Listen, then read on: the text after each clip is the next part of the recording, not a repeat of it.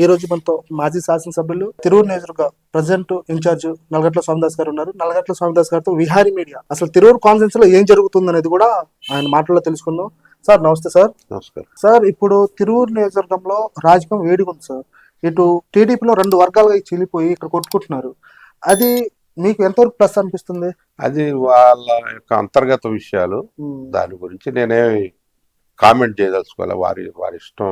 వారి అంతర్గత విషయాల్లో నేను తలదూర్చేటువంటి పరిస్థితి కాదు. వాళ్ళు చెప్పేది ఏంటంటే అండి, మేము ఆయన డైరెక్ట్ ఒక డిబేట్ లో చెప్పారు, ఒక టీవీ డిబేట్ లో చెప్పారు, మేము బియ్యం డబ్బులతో కౌన్సిలర్లు కొన్నాము. మీ కౌన్సిలర్స్ ఎంతవరకు ఎంత పెట్టి కొన్నారండి వాళ్ళు? వాళ్ళు మొత్తం కూడా ఆయన చెప్పాడు. పెద్దిరెడ్డి రామచంద్రరావు అని చెప్పి ఇక్కడ బియ్యం కొనేటటువంటి డీలర్ ఒక ఆయన, ఎవరు ఒక అతను మాఫియా, బియ్యం మాఫియా, రైస్ మాఫియా ఉందంట.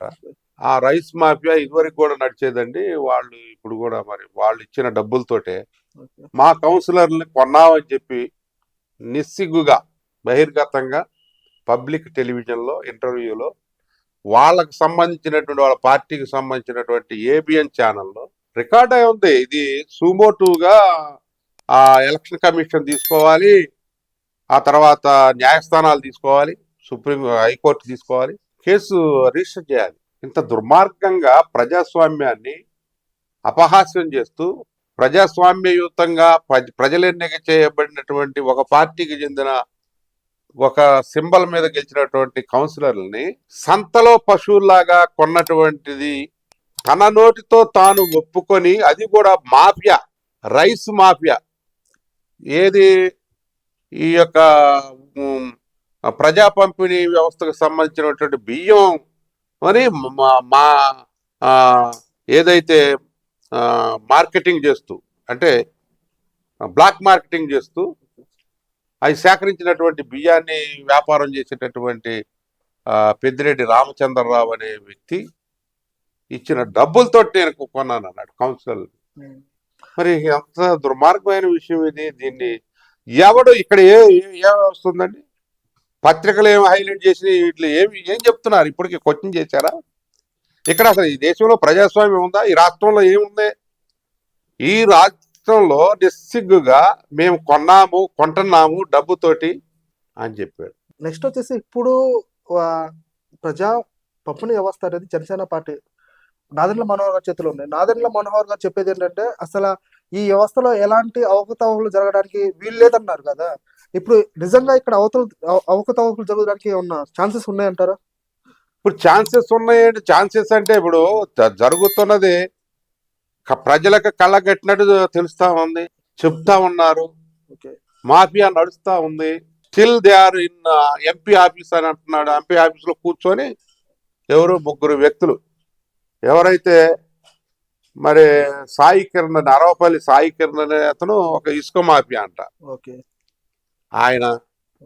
ఆ తర్వాత ఈ యొక్క పెద్దిరెడ్డి రామచంద్రరావు అని బియ్యం మాఫియా అంట. తర్వాత ఇంకొక ఆయన గురుమూర్తి అని ఇతను పైరవీలు చేసే, అంటే పైరవీలు, సెక్రటరియట్ లో పైరవీలు, దొంగ పైరవీలు చేసి భూముల్ని వీళ్ళకి కట్టబెట్టేటటువంటి అంశం, ఎక్కడన్నా ఏమైనా భూములు ఉంటే ఎతికి చేసేటటువంటి అంశం, అలాంటి వాటికి చేసి పైరవీలు చేసే గురుమూర్తి అనేవాళ్ళు ఎవరు సంథింగ్. వీళ్ళు 3 ఎంపీ ఆఫీస్ లో ఉంటున్నారని చెప్పి ఒక శాసనసభ్యుడు ఆరోపణ చేశారు. వాళ్ళ ద్వారానే పనులు నడుతున్నాయని చెప్పారు. దాని మీద ఎవరు కేసులు రిజిస్టర్ చేశారు? ఈ రాష్ట్రంలో ఇంత అసహ్యమైనటువంటి కార్యక్రమాలు జరుగుతూ ఉంటాయి. భద్రాచలం నుంచి గంజాయి తీసుకొచ్చి తిరువూరులో ఎంపీకి సంబంధించిన అనుచరులు వాళ్ళు అమ్ముతున్నారు, గంజాయి అమ్ముతున్నారు, అమ్మిస్తున్నారు, దానికి పోలీసులు కొమ్ము కాస్తున్నారు అని చెప్పారు. మీరు తీసుకున్న చర్యలేంటి? నిజంగా ఎంపీ మనుషులు అమ్ముతున్నారంటారా, ఎమ్మెల్యే మనుషులు అమ్ముతున్నారంటారా, లేకపోతే టీడీపీ కార్యకర్తలు అమ్ముతున్నారంటారా? ఇప్పుడు టీడీపీ కార్యకర్తలు ఎంపీ గారికి అనుంగ శిష్యులైనటువంటి వారి వాళ్ళ సంబంధించినటువంటి వాళ్ళు అమ్ముతున్నారు అని చెప్పి అభియోగం చేశాడు కదా. ఆ అభియోగంలో మరి గతంలో వాళ్ళు ఏ విధంగా అయినటువంటి దానికి మరి పోలీసులు దానికి కొమ్ము కాసి, పోలీసులు వాళ్ళని బ్లాక్మెయిల్ చేసి వాళ్ళ దగ్గర నుంచి డబ్బులు కలెక్ట్ చేసి అది ఎంపీకి పంపించారని, ఎమ్మెల్యేకి వాటా ఇవ్వలేదని మరి దేనికి సంబంధించింది అసలు అయితే ఇక్కడ మాఫియా విపరీతంగా ఉంది. గంజాయి రన్ అవుతుంది, అన్ని రన్ అవుతున్నాయి. మరి మీరు ఇక్కడ ప్రతిపక్ష నేతగా ఉన్నారు కాబట్టి మీరు ఎలాంటి వాళ్ళ మీద ఎలాంటి పోరాటం చేస్తున్నారు? మేము పోరాటం చేస్తానే ఉన్నాం. ఇప్పుడు రేపు కూడా ర్యాలీ పెట్టాం. ఓకే. ప్రజా వ్యతిరేక విధానాలన్నింటినీ ఖండిస్తా ఉన్నాం. తిరువూరు నియోజకవర్గంలో జరిగేటటువంటి కార్యకలాపాలు ఏవైతే ఉన్నాయో అవే రాష్ట్రం మొత్తం కూడా ఎమ్మెల్యేలు, ఎంపీలు వాళ్ళంతా చేసే దందాలన్నీ కూడా ఇవే. ఈ కూటమి ప్రభుత్వం టోటల్ గా విఫలమైంది. ఈ కూటమి ప్రభుత్వం ప్రజాస్వామ్యయుతంగా పరిపాలన చేయట్లేదు. అప్రజాస్వామికంగా స్థానిక సంస్థల్లో వైఎస్ఆర్ పార్టీ గుర్తుల మీద గెలిచినటువంటి వాళ్ళని కిడ్నాపులు చేసి ఎత్తుకెళ్ళిపోయి వాళ్ళని రాకుండా చేసి ఓటింగ్ వచ్చే అంటే ఇప్పుడు చెప్పారు కదా, మాఫియా డబ్బులతో కొనేసి ఆ మాఫియా బాగా నడుస్తా ఉంది. ఏది శాండ్ మాఫియా, ల్యాండ్ మాఫియా, ఆ తర్వాత ఈ గనుల మాఫియా, భూగర్భ సంపదను దోచుకుంటున్నారు యథేచ్ఛగా. ఇప్పుడు ఇక్కడ నిజంగా భూగర్భ సంపదను దోచుకుంటున్నారు. మీ ఎంపీపీని ఎందుకు అరెస్ట్ చేశారు ఇక్కడ? మా ఎంపీపీకి అసలు సంబంధమే లేదు. ఎంపీపీకి ఏం సంబంధం ఉందండి? ఎంపీపీ కాదు, కొంతమంది అక్కడ ఆ ఊరికి సంబంధించిన వాళ్ళు ఎక్కడో ఏదో ఇసుక శాండ్ ఈ కట్లేరులోది అక్కడ తీసుకెళ్లి వేరే చోట అమ్మారు. మీ ఇక్కడ ఉన్న మాజీ ఎంపీపీ గారి భర్త ఎంపీపీ గారి భర్తకి ఫోన్ చేశారని అభియోగం. ఆయన క్లియర్ గా ఏమంటున్నారంటే, ఇక్కడ ఇటు కేసీఆర్ చిన్ని గారి వర్గం అయినా సరే, ఇక్కడ కేసీఆర్ అని చిన్ని గారి వర్గం టీడీపీ కార్యకర్తలు ఏమంటున్నారంటే, ఇక్కడ వైసీపీ వాళ్ళతో అంటగాగి ఇక్కడ కొలుకుపూడి శ్రీనివాసరావు అనే వ్యక్తి ఈ అక్రమాలు చేస్తారని చెప్పారు. అక్కడ శాండ్ లో వీళ్ళకి వాటా ఉంది, అక్కడ మట్టి మాఫియాలో వాటా ఉంది అంటున్నారు. దాని మీద మీ అది నిజమంటారా లేదా కాదంటారా? అసలు మా పార్టీకి వాళ్ళకి సంబంధం లేదండి. ఓకే. ఎవరో చిన్న చిన్న ఈ ట్రాక్టర్లు నడుపుకునే వాళ్ళు వ్యాపారం చేసుకుంటా ఉంటారు. ఇది సహజంగా వాళ్ళు చేస్తున్నారు కాబట్టి, వాళ్ళు చేస్తున్నారు కాబట్టి ఆ ఊరు వాళ్ళు ఏదో 4-5 ట్రాక్టర్లు ఎక్కడికో తీసుకెళ్లి అమ్మారని చెప్తున్నారు. అయితే ఎంపీపీ హోదాలో ఉన్నటువంటి బీసీ నాయకుడు, జిల్లా నాయకుడు, ఎంపీపీ హస్బెండ్ అతన్ని సంప్రదిస్తారు కదా. మామూలుగా మాకు ఏదైనా హెల్ప్ చేయండి, మా ట్రాక్టర్లు ఇడిపోయిండా ఇవి అని అంటుంటారు. మామూలు పబ్లిక్ గ్రీవియన్స్ లాగానే వాళ్ళు ఎవరైనా ఏదైనా చిన్న మిస్టేక్ జరిగినా మీరు సరి చేయండి, పైన వేయించి మమ్మల్ని వదిలిపెట్టించండి అని అడుగుతారు. అది ప్రజాప్రతినిధులు అడుగుతారు. అయితే ప్రజాప్రతినిధిని ఇన్వాల్వ్ చేయడం అంటే కావాలని కుట్ర చేసి ఈ కాల్సాని చెన్నారావు అనే అతన్ని ఇరికిచ్చారు. కాల్సాని చెన్నారావుకి అసలు హీఈస్ నో వే కన్సర్న్, అతనికి సంబంధమే లేదు. అక్రమ కేసు పెట్టారు. ఈ అక్రమ కేసు పెట్టినటువంటి వాళ్ళు మొత్తం కూడా భవిష్యత్తులో మేము లీగల్ యాక్షన్ తీసుకుంటున్నాం. ఇప్పటికే కోర్టుకు వెళ్ళాం, ఇంకా చాలా అనుభవిస్తారు వాళ్ళు. వాళ్ళని తేలిక వదిలిపెట్టమండి. ఏదో మేము మామూలుగా ఏదో ప్రశాంతంగా ఉన్నాం అనుకుంటున్నారు. ప్రశాంతత తర్వాత ఇది చూస్తారు. ఓకే. ఇంకా నెక్స్ట్ అండి, ఇక్కడ నుంచి శాండ్ మాఫియా యథావిధిగా జరుగుతుంది అంటున్నారు. ఇక్కడ ఇంకో అండి, మనకి గంపులగూడెం కట్లేరు వాగు మీద బ్రిడ్జి మీద మీరు ఎలాంటి ప్రకటన ఎందుకు చేయలేకపోతున్నారు? లేకపోతే వాళ్ళు చేస్తామంటే మీరు అలా చూసి వదిలేస్తున్నారా? మేము జీవో ఇప్పి తీసుకున్నాం వెంటనే గవర్నమెంట్ నుంచి. అప్పుడు జగన్మోహన్ రెడ్డి గారు జీవో ఇష్యూ చేయమన్నారు, చేశారు. శంకుస్థాపన కూడా చేసాం. టెండర్ పిలవమన్నారు. ఆ స్టేజ్లో ఎలక్షన్ వచ్చింది, ఆగిపోయింది. ఆగిపోయిందంటే దాన్ని కంటిన్యూ చేయాలి కదా వీళ్ళు. ఏ ప్రభుత్వం అయినా పాలసీస్ ఇప్పుడు మేము 17 మెడికల్ కాలేజీలు తీసుకొచ్చాం గవర్నమెంట్ సెక్టార్లో. ఇప్పుడు గవర్నమెంట్ సెక్టార్లో ఆ పాలసీని కంటిన్యూ చేయాలి కదా. వీళ్ళు పాలసీలు మారుతున్నారు. ఇప్పుడు కట్లేరుది కానీ, లేకుంటే తిరువూరు నియోజకవర్గంలో మన చింతలపూడి ఎత్తిపోతల పథకం 2 ఉంది. పిట్లవారిగూడెం దగ్గర 2 అటు లెఫ్ట్ రైట్ కెనాల్స్ అవన్నీ కూడా శంకుస్థాపన చేశాడు చంద్రబాబు నాయుడు గారు. అప్పుడు నేను ఉన్న ప్రధాన పాత్ర వహించాను. దాని జోక్యం లేదు. అదే ఇక్కడ కొలుకుపూడి శ్రీనివాసరావు వచ్చినప్పుడు మొత్తం నేను పూర్తి చేస్తా, వచ్చిన సంవత్సరంలో నేను మొత్తం పూర్తి చేసి ఇక్కడ అవినీతి లేకుండా చేస్తున్నాను. ఏం అవినీతి పాల్పడుతున్నారని మీరు అంటున్నారు. నిజంగా నేను అవినీతికి పాల్పడుతున్నారా? ఏమంటే ఇప్పుడు అవినీతికి పాల్పడుతున్నారు అనేది అది జగమెరిగిన బ్రాహ్మణుడికి జంజం ఎందుకని ఒక సామెత ఉంది. ఈ ప్రభుత్వంలోనే అటు జరుగుతా ఉంది. ఎట్లా దోపిడీ చేద్దాం అనేటటువంటి వచ్చినటువంటి వ్యక్తులు సమాజ సేవకు సంబంధించినటువంటి అంశాలు కాకుండా ఈ యొక్క ప్రకృతి వనరులు ఏవైతే ఉన్నాయో ఇక్కడ ఏదైతే దేని ద్వారా అయితే ఆర్థిక మూలాలు ఉన్నాయి, ఆర్థికంగా సంపాదించుకోవచ్చు, అది ఇల్లీగల్ గా. ఎక్కడ కూడా లీగల్ ఆస్పెక్ట్ లేదు ఇక్కడ. దీనిలో ఇల్లీగల్ గా చేసేటటువంటి యాక్టివిటీస్ ఎక్కువైపోయినాయి. పేకాట శిబిరాలు, గంజాయి బ్యాచ్లు, ఇసుక మాఫియాలు, మట్టి మాఫియాలు. మీరు చూడండి, ఉదాహరణకి నేను అడుగుతున్న పబ్లిక్ గా అన్ని పత్రికలోళ్ళు మీకు న్యాయం చేయాలి ప్రజలకి, లేకుంటే ఇక్కడ దోపిడీ జరగకుండా ఉండాలంటే మీరు విజిట్ చేయండి కొండపర్వ గట్టు, రెవెన్యూ పోరంబోక్ గట్టు. అది అక్కడ రెసిడెన్షియల్ స్కూల్ ఉంది, ST tribal welfare residential school. ఆ ప్రక్కనే మీరు చూడండి, కొండ మొత్తం మింగిపారును గారు. ఇప్పుడు ఇక్కడ చూడండి, ఈ అడవిలో గొల్లమందల అడవి ప్రాంతంలో, అటు మన కోమటికుంట అటవీ ప్రాంతంలో, మరి ఇక్కడ ఈ పుట్టిరాల కోటిపల్లి ఆ రెవెన్యూలో, తర్వాత మన గోపాలపురం రెవెన్యూలో, ఆ లోపల పోతే పెద్ద పెద్ద గుంటలండి. మరి మీరు ప్రతిపక్షంగా ఎందుకు ఎదుర్కోలేకపోతున్నారు? మేము మొత్తం చేసాం. మేమే కాదు, వాళ్ళ మిత్రపక్షమైన జనసేన వాళ్ళు అమర నిరాదీక్షని కూర్చున్నాడు. జనసేన కన్వీనర్, ఇక్కడ కన్వీనర్ శ్రీనివాసరావు. మరి అది మీరు ఎందుకు మద్దతు పలకలేకపోయారు? మద్దతు పలికాము, చెప్పాము. గవర్నమెంట్ చెవిటివాడి ముందు శంకు ఊదినట్టుంది. మీరు పత్రికల మీ విహారీ ఛానల్ ద్వారా మీరు తెలియజేస్తున్నారు. ఇప్పుడు ఆంధ్రజ్యోతి ఉంది, ఈనాడు ఉంది, సాక్షి ఉంది. లేకుంటే సాక్షి కూడా చాలాసార్లు ఎత్తి చూపించింది, మేము కాదట్లేదు. ఆంధ్రజ్యోతి పేపర్లో కూడా వచ్చింది, ఈనాడులో కూడా వచ్చినాయి. అధికారులు ఎవడు అసలు ఒక్క కేసు పెట్టిన ప్రాపానం పోలేదండి. అసలు ఇక్కడ ప్రభుత్వం ఉందా? అలా పత్రికలు ఉన్నాయా? ఒక వీడియో రీల్ తీయచ్చు కదా. ఇక్కడ మొత్తం ఎపిసోడ్ మొత్తాన్ని కూడా మీరు ఏదో చిన్న విషయానికి పెద్ద గగ్గోలు పెడతా ఉంటాయి టీవీ ఛానల్స్, అనవసరమైన విషయాలు. పేదవాడికి సంబంధించి ఇక్కడ మామూలుగా వాళ్ళకి ఇచ్చినటువంటి భూముల్లో, ఏదైతే అసైన్డ్ భూముల్లో అక్కడ జరుగుతున్నటువంటి దోపిడీ, అక్కడ ఆ భూములు మొత్తం కూడా తవ్వేసుకొని వేరే బినామీలు, వేరే అధికార పార్టీకి చెందినటువంటి వర్గాలు బాగుపడతా ఉంటే, దోపిడీ చేస్తూ ఉంటే, ప్రభుత్వం ఇక్కడ విజయవాడ కోట దూరంలో దగ్గరలో ఉంది, అంతా కూడా సెంట్రలైజ్ రాజధానికి. ఇదే పట్టించుకోవట్లేదు ఎవడండి ఇక్కడ. అసలు దిక్కు లేదు. ఏదైనా మాట్లాడితే తప్పుడు కేసులు పెట్టేస్తున్నారు. మీరు తప్పుడు కేసులు భయపడుతున్నారు, లేకపోతే వీళ్ళకి మేము ఎదుర్కోవాలని చెప్పేసి ఎదుర్కొంటున్నాం. ప్రజలకి చెప్తున్నాం. రచ్చబండ్ల కార్యక్రమంలో ఇప్పుడు ప్రతి ఒక్కటి కూడా ప్రజల్లోకి వెళ్ళిపోయి చెప్తున్నాం. కార్యక్రమాలు ఎన్ని గ్రామాలు నిర్మించారు ఈ కాన్స్టిట్యున్సీలో? మా కాన్స్టిట్యున్సీలో దాదాపు 50% అయిపోయింది. ఆ విలేజ్ లోపల. తర్వాత కోటి సంతకాల కార్యక్రమం కూడా మాది అంతా కూడా ముమ్మరంగా జరుగుతూ ఉంది. ఆ కార్యక్రమాలు ప్రజలు చైతన్యం చేయటంలో మా కేడర్ ముందున్నారు.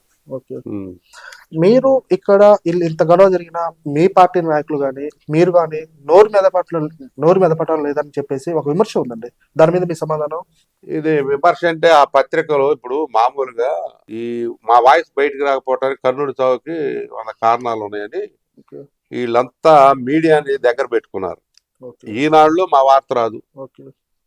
నేను 30 ఏళ్ళ నుంచి ప్రజా జీవితంలో ఎప్పుడు చూడలే ఇలాంటి దారుణం. ఆ పత్రికలు ఏంటో అయ్యేంటో ఈనాడులో రాదు, ఆంధ్రజ్యోతిలో రాదు, మిగతా పేపర్లో దేనిలో రావు, టీవీ ఛానల్స్ లో రావు. వచ్చేదే మా సాక్షి ఛానల్ ఒకటి నిర్భయంగా చెప్తున్నారు. ఏదైనా సోషల్ మీడియాలో మా కార్యకర్తలు చెప్తున్నారు. డిజిటల్ మార్కెట్ అనేది చేసుకున్నది తెలిసినంత అండి. మీరు చెప్పారు డిజిటల్ మార్కెటింగ్ వల్ల చాలా గొప్పగా ప్రజల్లోకి వెళ్తుంది. మీరు డిజిటల్ మార్కెటింగ్ లో కూడా మీరు మాట్లాడలేకపోతున్నారు, మీ వాయిస్ ఇవ్వలేకపోతున్నారు. దేనికని ఇక్కడ ఈ జిల్లాలో తిరువూరు కాన్స్టిట్యున్సీకి ఇచ్చిన పదవులు, జగన్మోహన్ రెడ్డి గారు ఇచ్చిన పదవులు ఇక ఏ కాన్స్టిట్యున్సీకి ఇవ్వాలి? ఇక్కడ నుంచి ఎందుకు వాయిస్ రాలేకపోతుంది? అసలు వాయిస్ ప్రమాణంగా వస్తుందండి, ఎలివేషన్ కావట్లేదు, వాయిస్ వస్తుంది. మా సోషల్ మీడియా చాలా యాక్టివ్గా ఉంది. మేము ప్రతి గ్రామంలో మా సోషల్ మీడియా టీంలోనే గ్రూపులోనే అందరికి కూడా తెలియజేస్తున్నాం.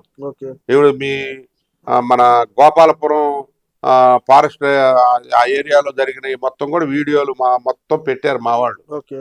మొత్తం అందరికీ తెలుసు జరిగింది, మొత్తం చెప్తూనే ఉన్నాం. కాకపోతే వాళ్ళకి బాజా భజంత్రులు ఎక్కువ ఉన్నాయి అవతల పక్క వర్గానికి. వాళ్ళు తప్పును ఒప్పు చేయొచ్చు, ఒప్పును తప్పు చేయొచ్చు, అట్లా చేస్తున్నారు. మమ్మిని తిమ్మిని చేస్తున్నారు. అయినా కానీ మేము ఎదుర్కొని ముందుకు అన్యాయకు గురవుతున్న వైఎస్ఆర్ పార్టీ కార్యకర్తల కోసం మేము డిజిటల్ బుక్ ఓపెన్ చేసాం. ఓకే. అవన్నీ కూడా ఏదైతే ఇది చేస్తున్నాం కోటి సంతకాల కార్యక్రమం సజావుగా సాగిస్తున్నాం. మొత్తం ప్రజల్లోకి వెళ్ళాం.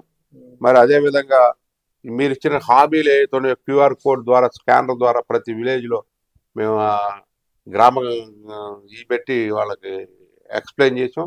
ఓకే. బాగా జరుగుతుంది. ఎక్కడ తిరువూరులో వాయిస్ లేదని అనుకోవటం పొరపాటు. ఓకే. తిరువూరు మా కార్యకర్తలు సోషల్ మీడియా యాక్టివ్గా ఉన్నంత వేరే వాళ్ళు లేదు. నెక్స్ట్ వచ్చేసి మీరు ప్రజా జీవితంలో ఉన్నారు.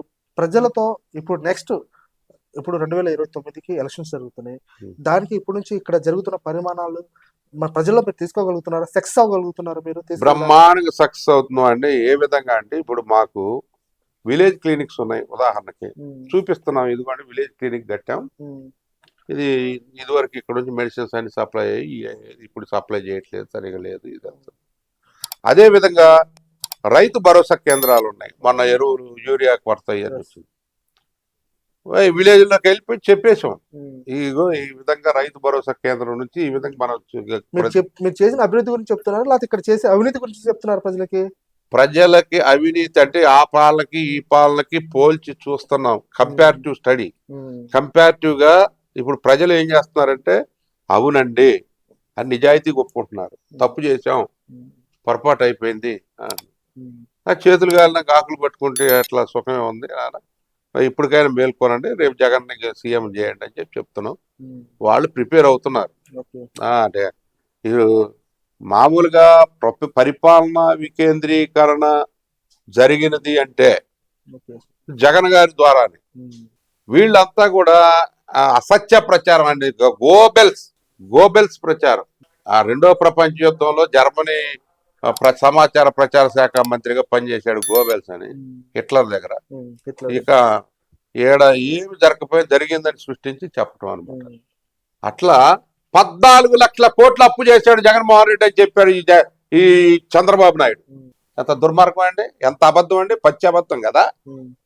14 లక్షల కోట్లు అప్పు చేశాడు అన్నారు. ఇది రాష్ట్రం శ్రీలంక అయిపోతుంది అన్నారు. ఇప్పుడు వాళ్ళు కూడా అదే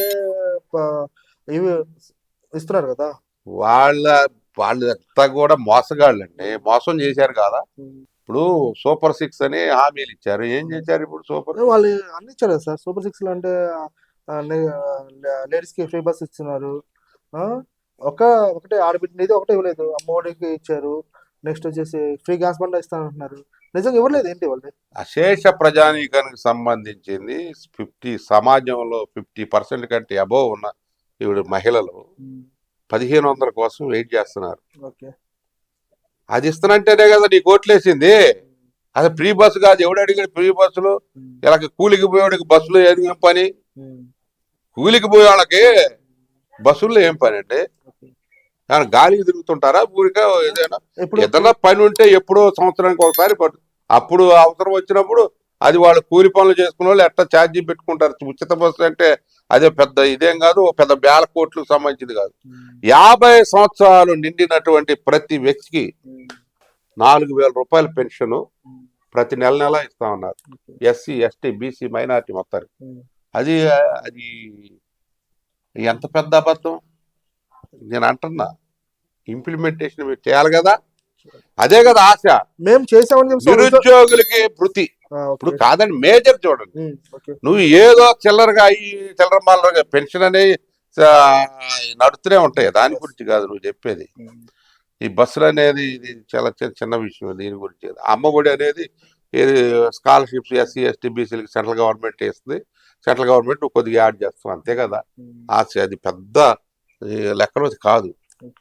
నువ్వు ఇవ్వాల్సింది ప్రతి ఆడబిడ్డకి 1500 నెల ఇవ్వాల్సింది ఇవ్వాలి. ప్రతి నిరుద్యోగికి 3000 అనేది ఇవ్వాలి. ప్రతి 50 సంవత్సరాలు నిండినటువంటి వెనకబడిన తరగతుల నుంచి ఎస్సీ, ఎస్టీ, బీసీ, మైనారిటీ మొత్తం కూడా వైట్ కార్డు ఉన్న ప్రతి ఒక్కరికి ఇవ్వాలి. ఈ ముందు అసలు ఈ 3 ఇంప్లిమెంటేషన్ చేయండి మీరు. సూపర్ 6లో ఇవి ఉన్నాయి.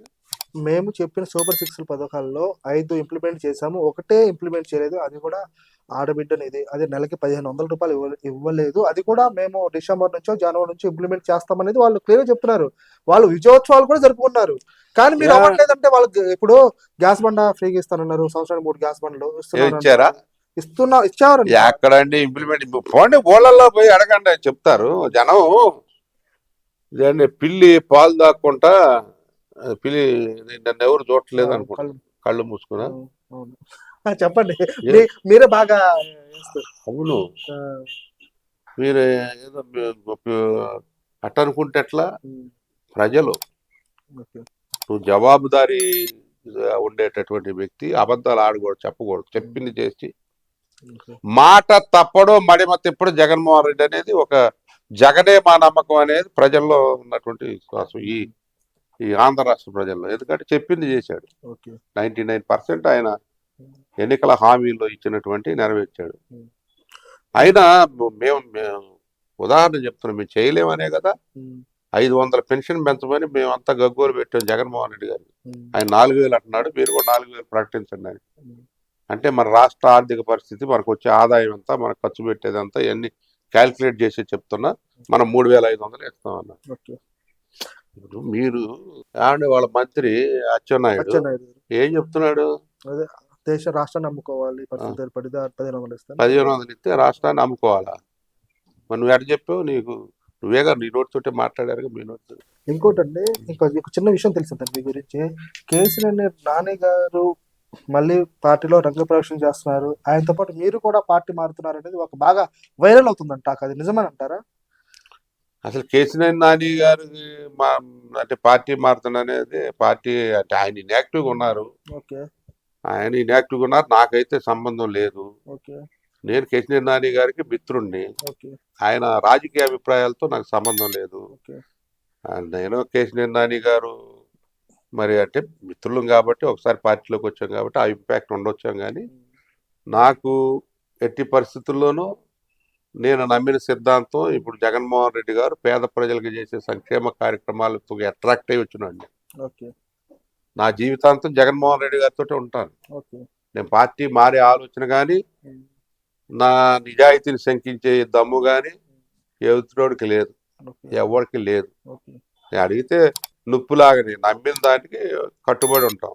నేను చెప్పే సిద్ధాంత పరంగా ఆయన జగన్మోహన్ రెడ్డి గారు ప్రవేశపెట్టిన ఎడ్యుకేషన్ సిస్టమ్ మీద, హెల్త్ సిస్టమ్ మీద, మా వర్గాలకి, నేను ఏదైతే వర్గం నుంచి వచ్చానో ఆ వర్గంలో నిరుపేదలకి ఉపయోగపడుతున్నాడు జగన్మోహన్ రెడ్డిని.